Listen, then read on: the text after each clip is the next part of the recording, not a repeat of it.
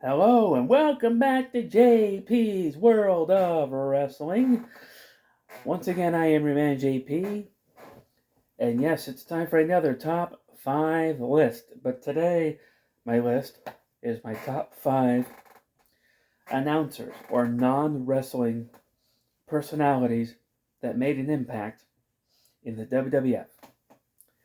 And so, one of these actually at one point was a wrestler, but I always just knew him as an announcer and a commentator, but we'll get to that. So, number 5 is somebody who's quite lovely.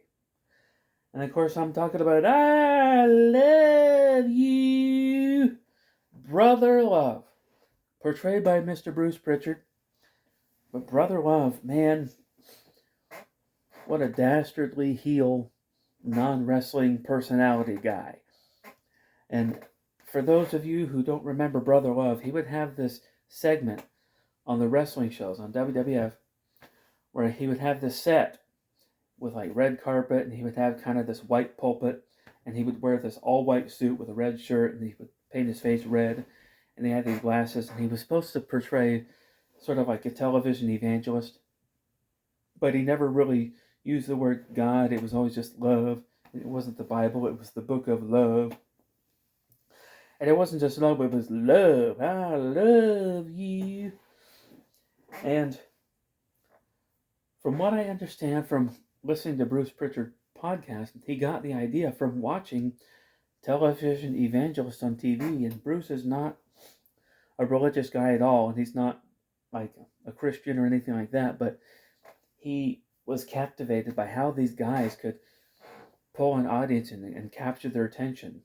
And so he modeled his character Brother Love after these television evangelist guys. So he was kind of a heel. Anytime he had heel wrestlers on there, he would call them, brother so and so, and then even the baby faces, he would call them brother so and so, but he would kind of call them out and say, "What makes you think you can beat Brother DiBiase?" and stuff like that. And they would kind of get in his face, and a lot of times Brother Love would take bumps.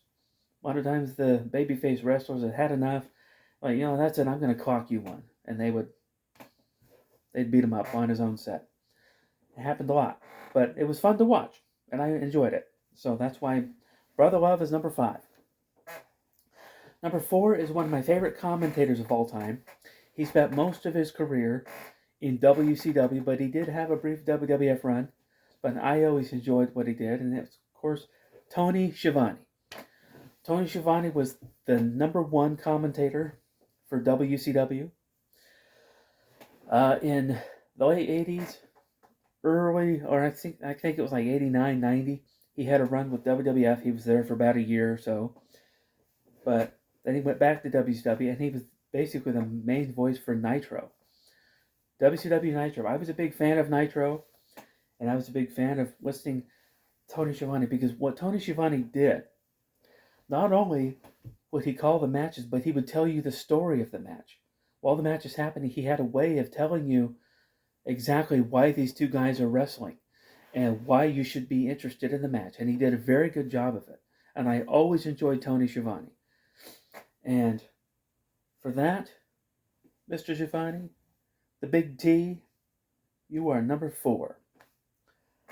And so number 3 is a guy who was a commentator for all of my childhood, and he was the guy that I knew as the voice of the WWF. And of course, at one point he was a wrestler, but I just knew him as a commentator, and it's Gorilla Monsoon. Gorilla Monsoon was always highly respected in the World Wrestling Federation. In fact, I think he was part owner of the WWF. And so, in fact, the position right before the wrestlers go out to the ring, that's called the gorilla position, because that's where Gorilla Monsoon always sat when he wasn't doing commentary. And Gorilla Monsoon was great at, he had these mannerisms that he would do on when he was commenting, like, "Oh my goodness, look out." And then he would, like, if a guy was beating down on somebody's body part, he would give, like, the full, like, scientific name for that body part. Like, oh, the subturbodobahuberance, or something like that. And his broadcast partner would be like, what? Yeah, you know, that part in the back of your head. So then, like, somebody like Jesse Ventura was like, oh, okay, back of the head for all you normal people out there. And then, like, somebody like Superstar Billy Graham was like, oh, yeah, I'll have to look that up later. But yeah, it's those kind of things.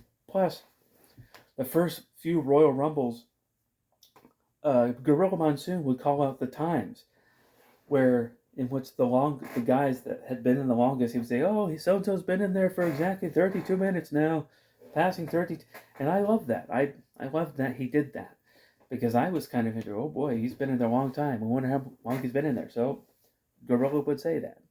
After a few years, though, they kind of stopped doing that. But nevertheless, I love Gorilla Monsoon. I'm sad that he's no longer with us, but he made a huge impact on my childhood. So, Mr. Gorilla Monsoon, thank you, sir. You're number 3. And number 2 was the longtime in-ring announcer for the WWF. And of course, I'm talking about the Fink, Howard Finkel. The following contest is scheduled for one fall.